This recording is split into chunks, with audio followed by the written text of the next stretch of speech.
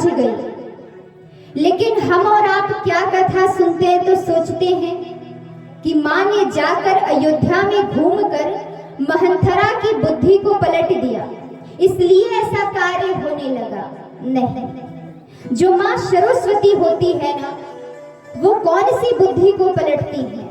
जो सरस्वती का पूजनीय होता है, जो उनका नाम लेता है, सरस्वती साक्षात उनकी जिह्वा पर विराजमान हो जाती है। और जिनकी जिह्वा पर माँ सरस्वती विराजमान होती है, वो कभी कोई कार्य गलत कर ही नहीं सकता, वो कुछ गलत बोल ही नहीं सकता। माँ जानती थी ये जो मंथरा है, ये पहले से कुटिल थी, कपटी थी, इसके हृदय में राम जी नहीं थे, ये राम जी को कतई नहीं प्रेम करती थी। तो ये पहले से ऐसी थी। माँ ने तो थोड़ा सा सहारा लिया था कार्य को आगे बढ़ाने के लिए। अब ये दौड़ी दौड़ी कहाँ जाती है? महारानी कैकेयी के पास पहुंच गई। महारानी कैकेयी से कहती, अरे तुम यहाँ बैठी हो, बाहर जाकर देख नहीं रही हो, बाहर क्या हो रहा है? महारानी ने बड़े प्रेम से कहा, क्या हो रहा है? कहा, अरे वो जो राम है। राम शब्द सुनते ही महारानी व्याकुल हो गई। कहा, क्या हो गया? मेरा राम ठीक तो है, मेरा राम कुशल तो है, उसे कुछ हुआ तो नहीं? अरे मंथरा जल्दी बताओ। विचार करिए, राम का नाम सुनते ही माँ व्याकुल हो उठी कि कहीं मेरे पुत्र को कोई कष्ट तो नहीं हो गया जो मंथरा आकर मुझसे बताना चाहती है। कहा, राम को क्या होना है?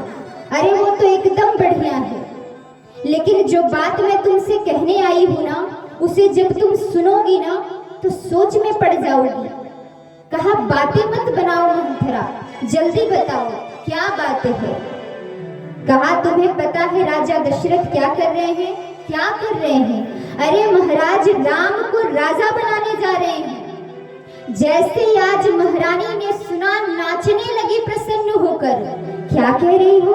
अरे तू सत्य कह रही है? क्या मेरा पुत्र राम राजा बनने वाला है? अब मंथरा बड़ी सोच में पड़ गई, मैं यहाँ क्या करने आई थी और क्या हो रहा है?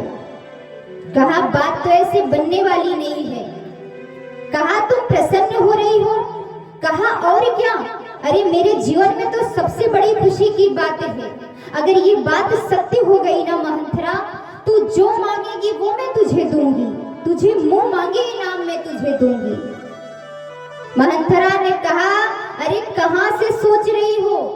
आपकी बुद्धि कहाँ चली गई है? अगर राम राजा हो गए तो तुम्हारा पुत्र जो है भरत, उसके विषय में तुम नहीं सोच रही हो।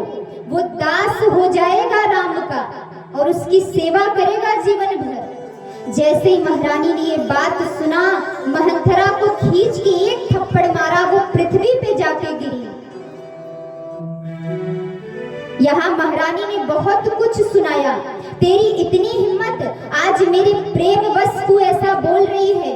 मैंने तुझे जीवन में इतना प्रेम दिया है, लेकिन तू मेरे ही परिवार के, मेरे ही पुत्र के विषय में ऐसी बात कर रही है। अरे मैंने कभी नहीं सोचा था कि तू कभी ऐसी बात करेगी।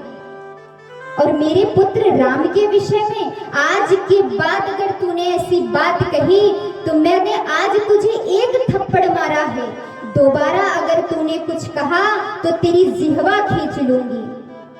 मंथरा ने जैसे ही सुना, लेकिन कहते हैं जो कपटी होता है, जो विष भरने वाला होता है दूसरों के कान में, कहा गया है अगर जीवन में विष आपको मुख में पिला दिया जाए तो उससे तो आप बच जाओगे, लेकिन अगर कोई आपके कानों में विष घोल दे तो उससे बचना बहुत मुश्किल है। जब तक वो आपका नाश ना कर दे तब तक पीछा नहीं छोड़ता। यहाँ फिर से उठती है, अब वो समझ गई, बहुत ही सरल रूप से मुझे बात करना होगा। क्या कहती है? अरे महारानी, आप तो बेवजह नाराज हो रही हो, मेरे लिए तो भरत भी मेरा बेटा है, राम भी, मैं तो उतना ही प्रेम करती हूँ, मैं तो बस भला चाहती हूँ। जरा विचार करो, अगर राम राजा हो गए तो राजा दशरथ सबसे ज्यादा प्रेम राम को करेंगे, और कौशल्या महारानी कौन बन जाएंगी? राजमाता बन जाएंगी। तो तुम्हारा पुत्र भरत है तो तुम्हारा ही संतान न, वो तुम्हारे कोख से जन्म लिया है, तुम उसके विषय में नहीं सोच रही हो? वो सेवक बन के सेवा करेगा, क्या तुम इन आंखों से देख पाओगी? आगे पीछे वो घूमता रहेगा, क्या तुम ये बर्दाश्त कर पाओगी? और सबसे बड़ी बात क्या कह दिया कि महाराज सबसे ज्यादा प्रेम महारानी कौशल्या को करेंगे। क्यों? क्योंकि सब कुछ उनके हाथ में होगा, तुम्हारे हाथ में तो कुछ नहीं होगा। महारानी ने कहा, जिस दिन ऐसी बात आ गई मैं अयोध्या छोड़कर अपने मायके चली जाऊंगी। कहा, अरे तुम्हारा भी तो सब कुछ यहाँ है, तुम अपने मायके जाकर क्यों रहोगी? तुम्हारा हक है यहाँ रहना। जिस तरह से कौशल्या महारानी रहेंगी वैसे ही तुम्हें भी रहना है।